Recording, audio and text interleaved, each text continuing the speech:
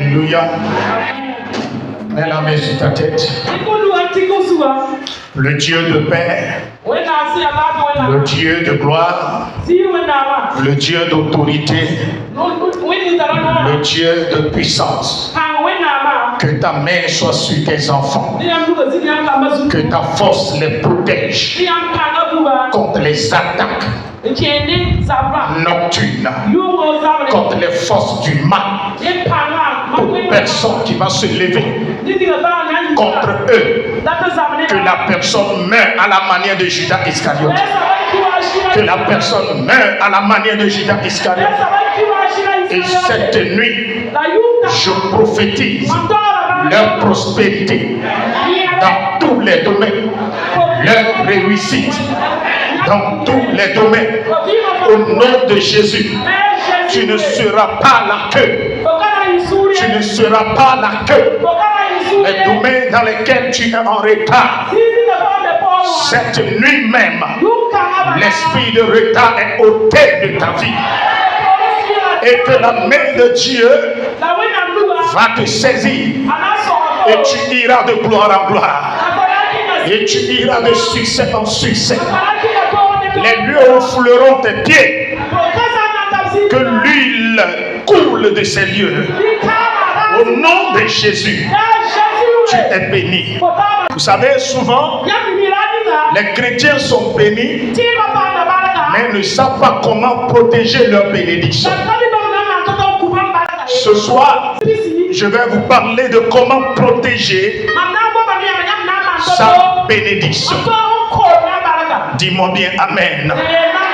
Comment protéger sa bénédiction. Nous allons aller rapidement. Tu as allumé le...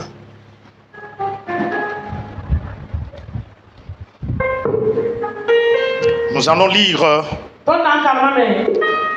Juge chapitre 6. Le verset 1 d'abord. À verset 7. La Bible dit: les enfants d'Israël firent ce qui déplaît à l'Éternel, et l'Éternel les livra entre les mains de mendiants pendant 7 ans. La main de mendiants fut puissante contre Israël pour échapper à Mendian. Les enfants d'Israël se retirèrent dans les ravins des montagnes, dans les cavernes et sur les rochers fortifiés. Quand Israël avait semé, Mendian montait avec Amalek et les fils de l'Orient, et ils marchaient contre lui. Ils campaient en face de lui, détruisaient les productions du pays jusque vers Gaza, et ne laissait en Israël ni vivre, ni brebis, ni bœufs, ni âmes, car ils montaient avec leurs troupeaux et leurs tentes, et ils arrivaient comme une multitude de sauterelles. Ils étaient innombrables, et eux et leurs chameaux, et ils venaient dans le pays pour le ravager. Israël fut très malheureux à cause de mendiants, et les enfants d'Israël criaient à l'Éternel. Lorsque les enfants d'Israël criaient à l'Éternel au sujet de mendiants, l'Éternel envoya un prophète aux enfants d'Israël, et il leur dit: ainsi parle l'Éternel, le Dieu d'Israël. Amen. Amen. Amen. Amen. Veuillez vous asseoir. Comment protéger sa bénédiction? Nous venons de lire un texte qui parle de la destruction de la bénédiction des enfants d'Israël. Et avant que leurs biens ne soient détruits, leur récolte, leur production ne soit détruite par l'ennemi, l'Israël avait posé un acte. Quel acte Israël avait posé? La Bible dit que Israël a tourné dos au Dieu qui les a protégés. Israël a tourné dos à son Dieu. Et il a commencé par adorer d'autres divinités. Écoutez-moi bien ce soir. Israël qui marchait dans l'intégrité. Israël qui adorait un Dieu tout-puissant. Ce n'est pas Israël qui a choisi Dieu. C'est Dieu qui a choisi Israël pour qu'elle soit son premier-né. Mais à notre grande surprise, l'enfant chéri de Dieu a tourné dos à son Dieu. Et Israël a fait ce qui déplaît à Dieu. Et lorsque Israël a commencé à désobéir à Dieu, la première chose, Dieu a retiré sa main protectrice. Bien-aimé dans le Seigneur, la première chose en tant que chrétien que tu dois faire pour protéger ta bénédiction, des hommes de Dieu te bénissent, tes parents te bénissent, ton mari te bénit, et tout le monde cherche ta bénédiction. Tout le monde cherche, ta prospérité, ta réussite dans la société. Mais si toi-même tu poses des actes qui te plaisent à Dieu, tu fais des choses et qui va amener Dieu, obliger Dieu à se retirer de ta vie, de tes activités, de ta propre affaire. Il faut savoir que l'absence de Dieu est synonyme de la présence de Satan. Ne fais rien pour perdre la main de Dieu sur ta vie. Ne fais rien pour perdre la main protectrice. Lorsque l'Israël est tombé dans la déchéance totale, Dieu s'est retiré.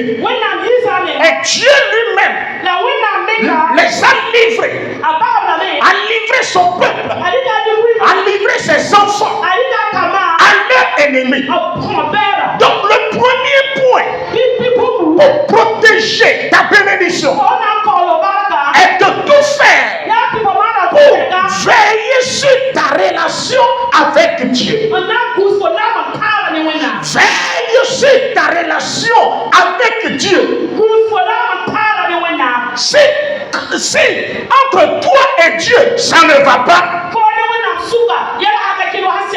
l'ennemi en profitera pour entrer dans ta vie et détruire ta vie et détruire tout ce que Dieu t'avait donné.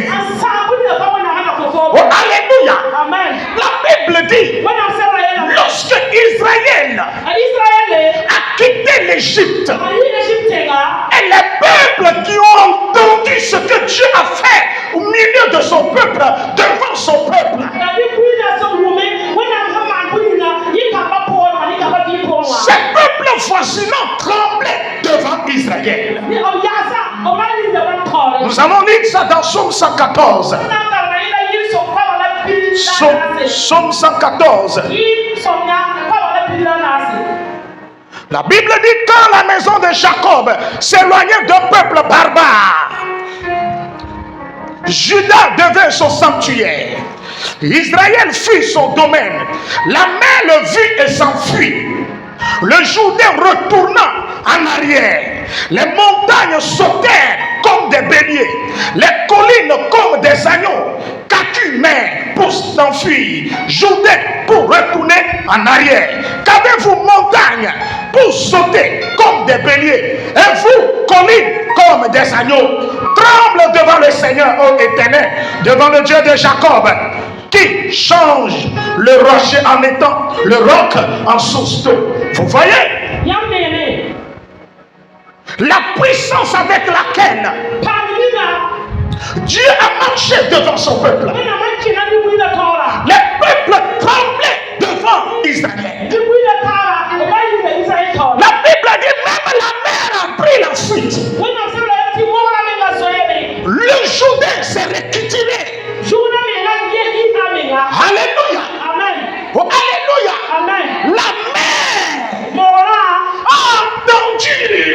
puissance, la marche de Dieu devant son peuple. Et la mère a dit, je ne peux pas retenir ce peuple. Je ne peux pas barrer la route à ce peuple. Car c'est un peuple béni. Mais lorsque le peuple a tourné le dos à Dieu, l'ennemi n'a plus peur. La main de Dieu dans ta vie protégera ta famille. La main de Dieu dans ta vie protégera tes sorties et entrées. La main de Dieu dans ta vie permettra à ce que tu remportes la victoire. Tu remportes le combat.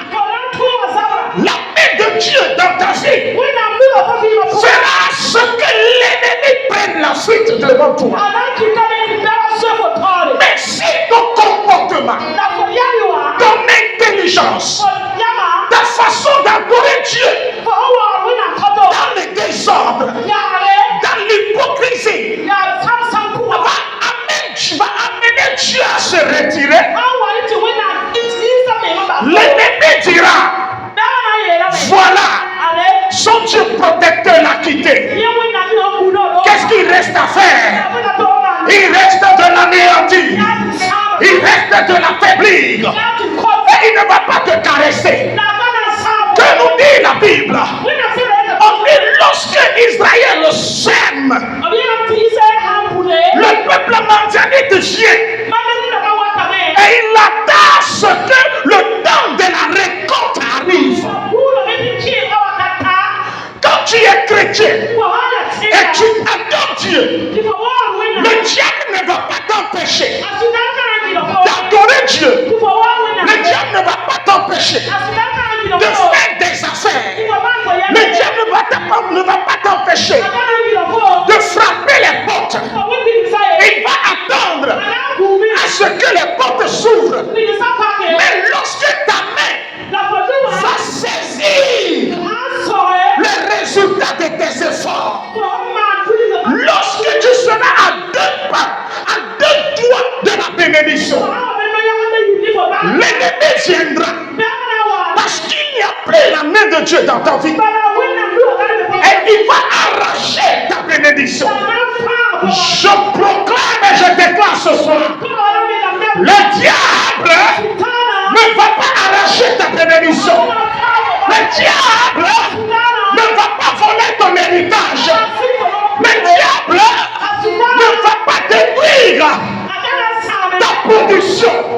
Il a échoué. L'ennemi a échoué. L'ennemi a échoué. Ce que Dieu t'a donné dans ce programme de 7 jours est protégé par le sang de Jésus-Christ. Est protégé par la main divine. La droite est triomphante de l'Éternel. Maintenant, toi aussi, fais ce que la main de Dieu soit sur ta vie permanemment. Fais ce que la main de Dieu soit dans ton entreprise, soit dans tes affaires. Hier, on vous a enseigné que la bénédiction affecte 7 domaines. Mais ce qui sera à ce que tu prospères dans ces 7 domaines, c'est ton alliance avec Dieu. Si l'alliance est brisée, l'ennemi viendra pour renouveler son alliance. Le diable viendra établir son alliance. Ce soir, si tu as perdu ta relation avec Dieu, tu as perdu ton alliance avec Dieu, Jésus dit à ses disciples, si je ne vous lave pas les pieds, vous n'hériterez pas le royaume des cieux. Ça veut dire ce soir, le lavage des pieds t'a fait intégrer dans l'alliance spirituelle. S'il y avait une alliance diabolique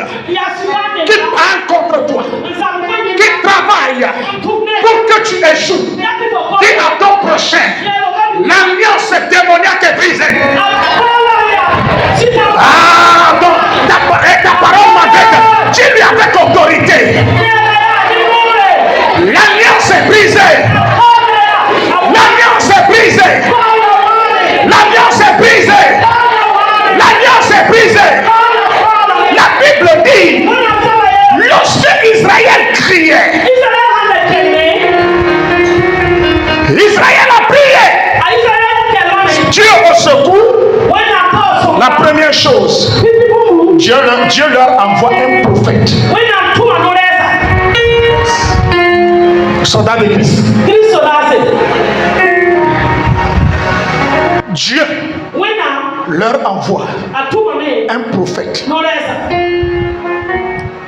Comment quelqu'un est dans le désarroi et la personne prie au secours, Seigneur, délivre-moi. Dieu leur envoie un prophète. Hey. Tu as des problèmes.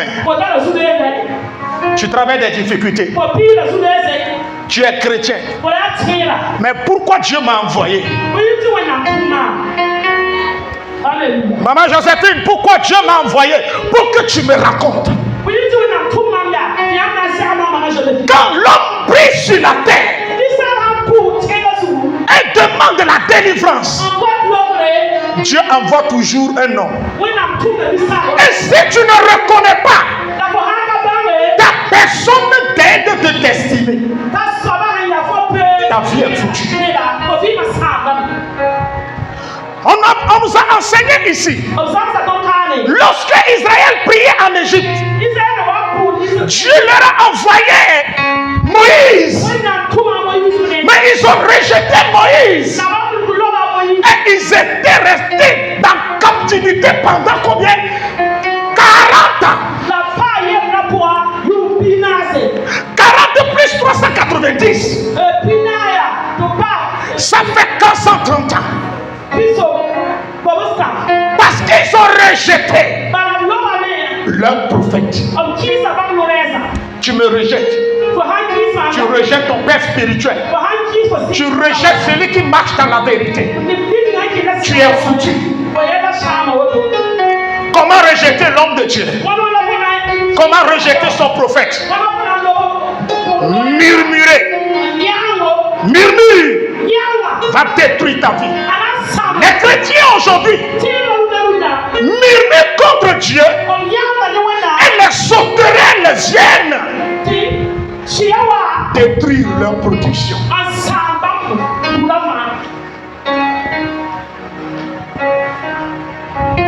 Regarde ton prochain, dis-lui. Il ne faut jamais murmurer contre Dieu. Deuxième point, pour protéger ta bénédiction, évite les murmures contre Dieu et son envoyé. Évite les murmures contre Dieu et son nom. Amen.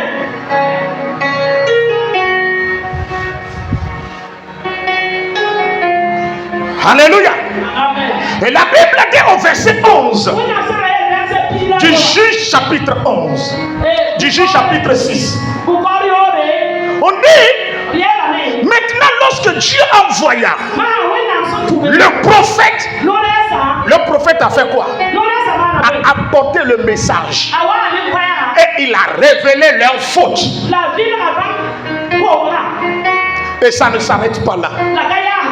Maintenant, Dieu quitte le peuple et Dieu envoie son ange pour aller à la rencontre de Gédéon.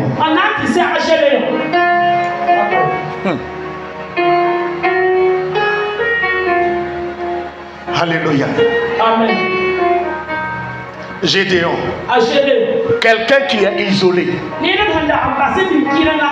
quelqu'un qui s'est retrouvé sous un arbre, il n'est rien, mais c'est lui que Dieu a choisi pour sauver son peuple.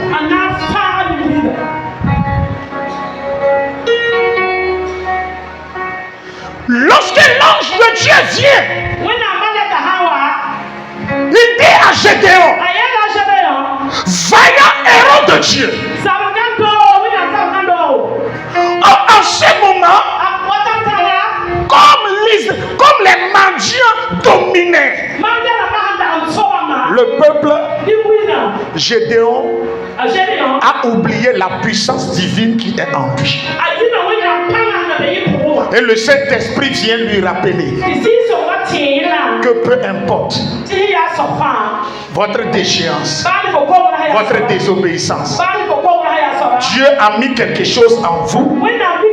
Mais l'essentiel, reconnaître ce que tu es pour Dieu et se tourner vers Dieu. Oh alléluia. Oh alléluia. Le diable te domine. Le diable bloque tes portes. Le diable te freine. Il t'empêche d'avancer dans la société.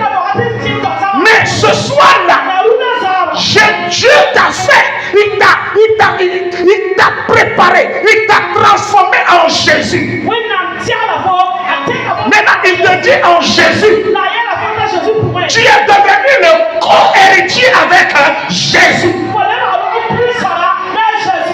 Donc, il y a toujours de l'espoir. Alléluia.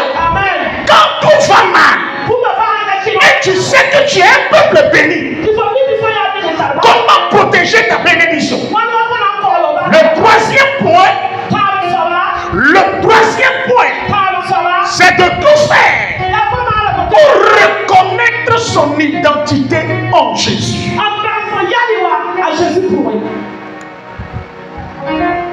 L'ange dit à Gédéon, non, tu n'es pas perdu.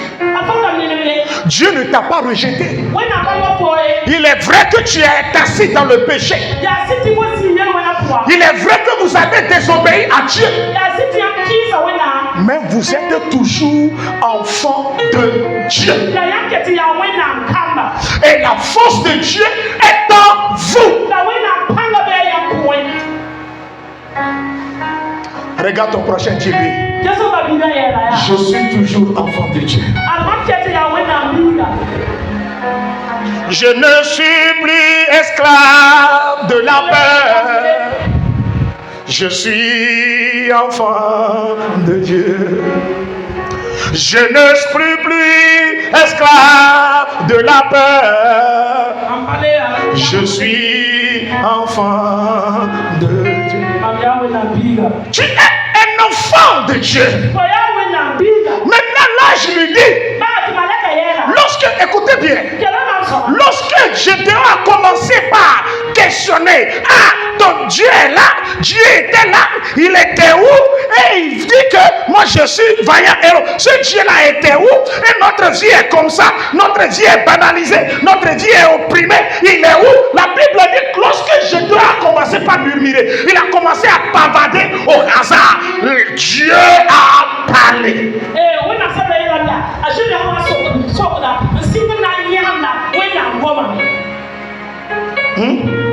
Dieu a parlé. Ce n'est plus l'ange. Mais il communiquait avec l'ange avant. Mais lorsque Dieu voit que Gédéon ne voit pas là où il veut l'amener, Dieu même a parlé. Il dit Gédéon, tu vois, tu es chrétien, je t'ai béni, mais il y a toujours une alliance entre toi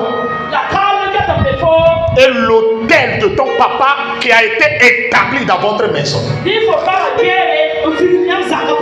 Donc premièrement, va détruire l'autel. Mais avant que Gédéon aille dans la nuit profonde pour détruire l'autel bâti par son père, Gédéon a fait quoi? Il a dressé un autel à Dieu et il a fait un sacrifice. Ça veut dire quoi? Il a renouvelé son alliance avec Dieu. Gédéon est retourné vers Dieu. Celui qui était dans la désobéissance, a reconnu ses fautes et s'est tourné vers Dieu. Seigneur, je reconnais. Prends ce sacrifice. Accepte moi et mon peuple. À chaque fois, quand les choses balancent, tout tourne mal dans ta vie. Il ne faut pas d'abord attaquer le diable, mais retourne vers Dieu. Quand tu retournes vers Dieu, présente un sacrifice. Vérifie si ton autel de la croix est toujours à sa place. L'autel que Jésus a établi sur la croix, l'autel qui parle, tout est accompli. Et qui déchire le voile, l'autel qui déchire le voile, du haut vers le bas, est-il toujours à sa place? Si tel n'est pas le cas, rebâtis l'autel de la croix entre toi et Dieu.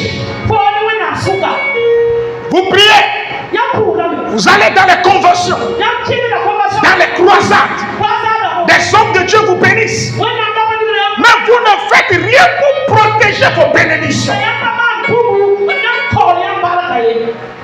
Vous allez, on vous a béni et vous revenez, votre vie ne change pas. Quand on bénit quelqu'un, on protège la bénédiction. Jacob a été béni par son père, mais il n'a pas su protéger sa bénédiction. Il a souffert pendant 14 ans avant de rentrer dans sa bénédiction. Écoutez-moi bien, mais le diable lui a encore présenté une bénédiction apparente. Il se croit être tout béni. Et Dieu lui fait comprendre, Jacob, ce que tu possèdes là, il y a toujours un malheur qui accompagne ta bénédiction. Dieu l'a rencontré en chemin. Et Dieu lui dit, Jacob, comment t'appelles-tu? La question est de savoir, Dieu ne connaît-il pas le nom de Jacob? Et pourquoi il lui demande encore comment il s'appelle?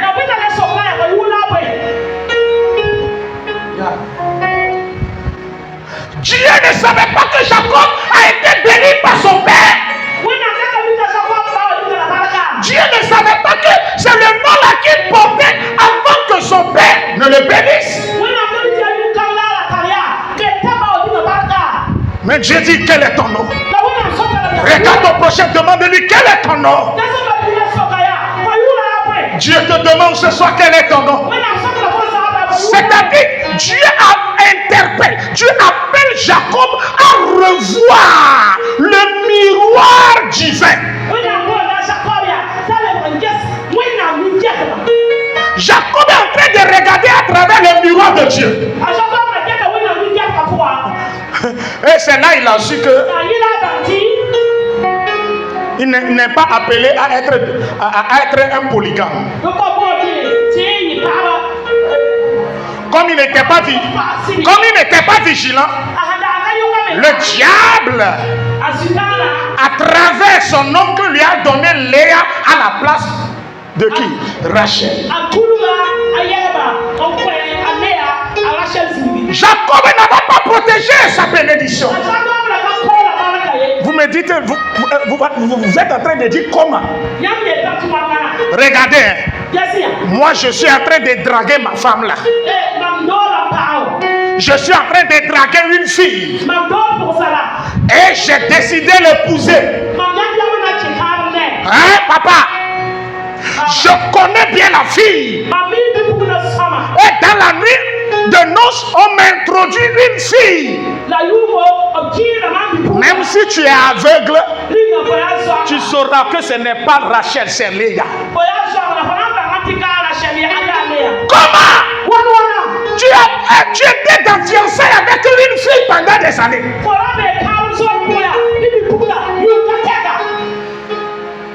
On prend la femme là, te met dans ta chambre et tu vas avec elle sans rien dire.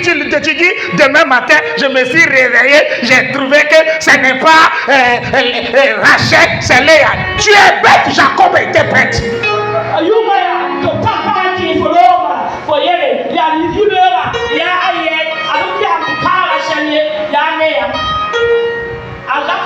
Monsieur Noël, tonton Noël, est-ce que tu peux faire cette erreur? Tel que je te connais, même l'odeur de la fille, là, tu sais quel parfum elle a l'habitude d'utiliser.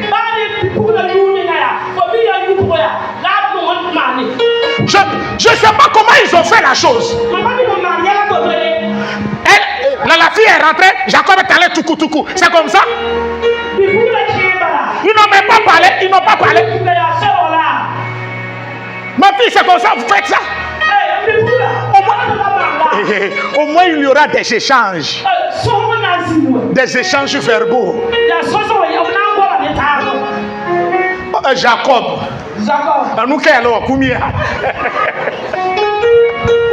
Jacob, qu'as-tu fait? Tu es au grand-père Jacob.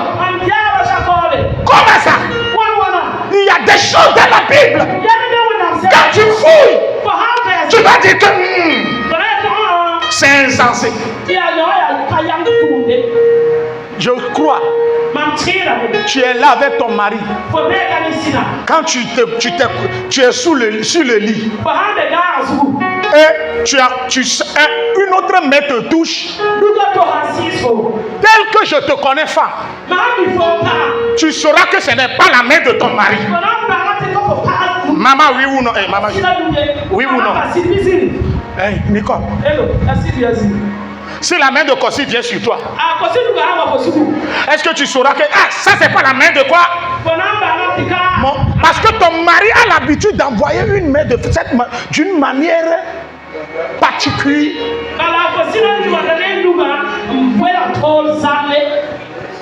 Maman, comment vous faites ça avant, maman? Demi-temps. Jacob le gars. Es-tu Jacob? Les Jacob de ça. Et tu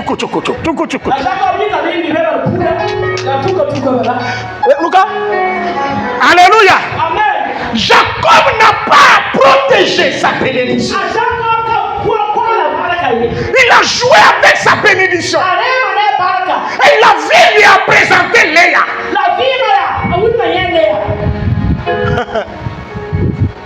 Au moment où il était sur Léa, Jacob était content. Mais au matin maintenant, il dit c'est pas Léa. Il est bête. Dis à ton prochain, protège ta bénédiction. Protège ton Rachel. Dis-moi amen.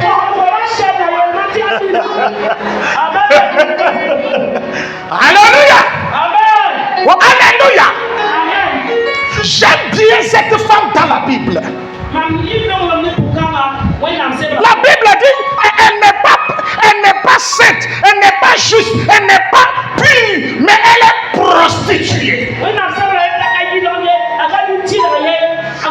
Elle vivait avec sa camarade prostituée.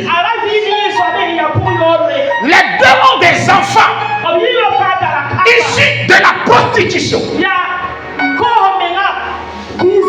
Le beau milieu de la nuit, elle s'est couchée sur son enfant et l'enfant est mort. Et elle s'est levée au beau milieu, changer l'enfant vivant avec l'enfant mort.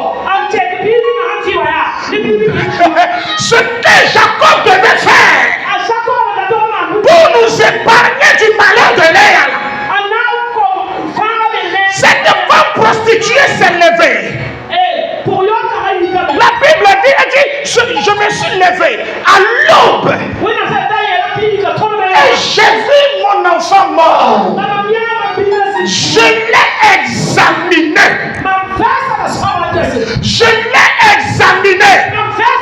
Et j'ai remarqué que Dieu ne t'a bien que je suis prostituée. Dieu ne peut pas permettre à ce que mon mon enfant a un signe. Eh bien, madame, allons chez le roi. C'est ce que Jacob devait faire. Elle a refusé. L'enfant mort. Mais Jacob a accepté Léa. Et il dit, je vais travailler avec encore 14 ans. Comment quelqu'un qui est béni, lui, il ne veut pas vieillir.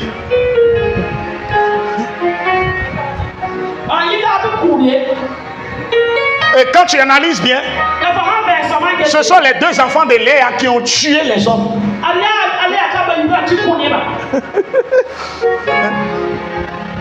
Soldat de Christ, dis à ton prochain, protège ta bénédiction.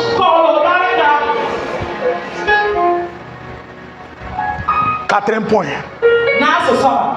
examine ta vie. Lorsque tout bascule dans ta vie, est-ce que ça là vient de Dieu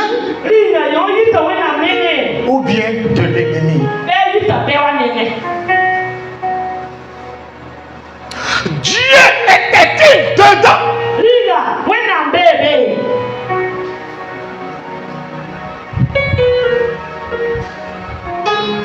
Lorsque Gédéon a bâti un hôtel à Dieu, a renouvelé son alliance avec Dieu, Dieu lui dit maintenant, je suis avec toi. Va et démolis. Va et démolis tous les hôtels qui te maintiennent en retard. Ce soir, tout hôtel qui t'empêche d'avancer, on t'a béni.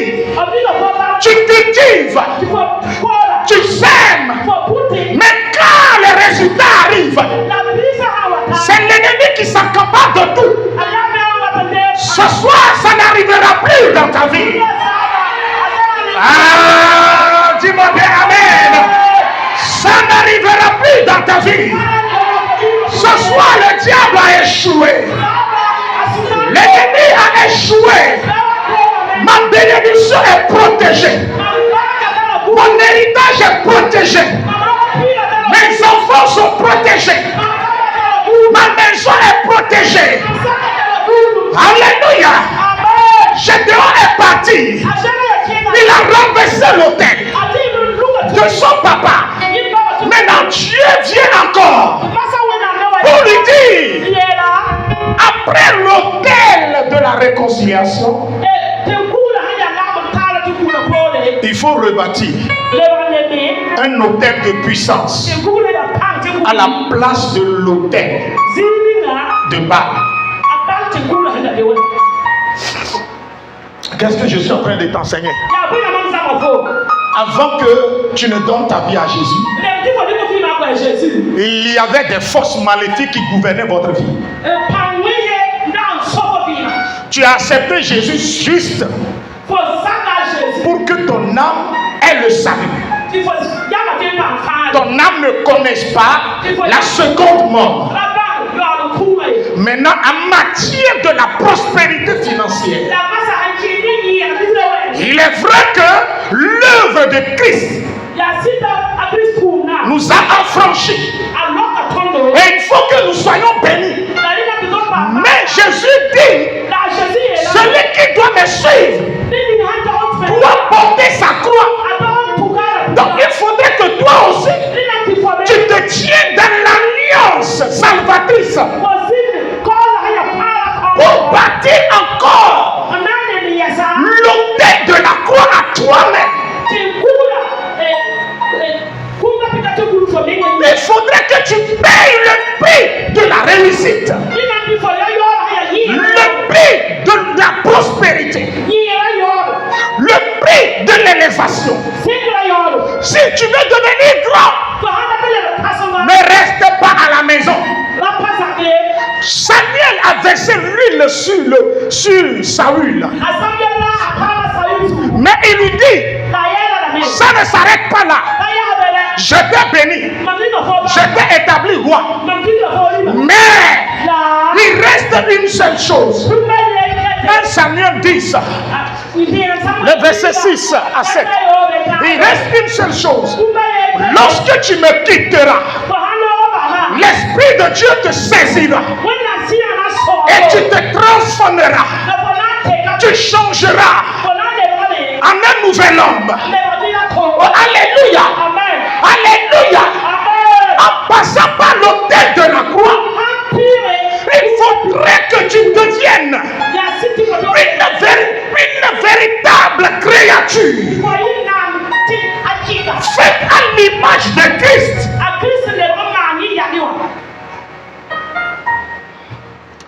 Parce que si tu n'es pas à l'image de Christ, les vautours, les sorciers, les méchants vont détruire ta récolte. Je suis là ce soir pour plaider la cause de quelqu'un. Je suis là ce soir pour fortifier la foi de quelqu'un. Je suis là ce soir pour dire à quelqu'un, les sauterelles qui sont rentrées dans ton champ et qui ont détruit toute ta production, cette nuit, dans 10 minutes, quelque chose va se produire. Quelque chose va se passer. Un miracle va se produire. Et ta vie va quitter la malédiction, la pauvreté, et entrer dans la bénédiction. Ce n'est pas moi qui vais prier. L'apôtre va prier. Et nous allons prier de 20h35 à 20h50. Alléluia, 10 minutes de prière. Soldat de Christ, es-tu prêt à prier? Tu dois protéger ta bénédiction. Tu dois renforcer ton autel. C'est le dernier point. Fais tout pour renforcer ton autel. L'autel de puissance. On nous a enseigné hier que la bénédiction affecte tes combats. C'est ça le 7e point. Le domaine de combat. Vous voyez? Si ton autel avec Dieu n'est pas renforcé par la puissance de ton adoration, et si l'autel de l'ennemi, le sacrifice, l'holocauste qui est sur l'autel de l'ennemi a plus de qualité que ton holocauste, l'ennemi remportera la victoire. Ce n'est pas que Dieu est faible, mais c'est que ton autel est faible. Et là, on parlera de la guerre des autels. Bien-aimé, ce soir, je t'invite à prier et à marcher dans ces vérités pour que les bénédictions que Dieu t'a données dans ces 7 jours soient protégées. Amen. Ne laisse pas ta vie après ce programme dire que je suis béni et maintenant aller vivre comme tu veux. L'ennemi viendra détruire tout. Mon plus grand souhait est qu'après ce programme, que chacun avance. Que chacun avance. Que chacun progresse. Alléluia. Dis-moi bien Amen. Lève-toi. Il a reçu le nom au-dessus de tout nom. Il a reçu le nom au-dessus.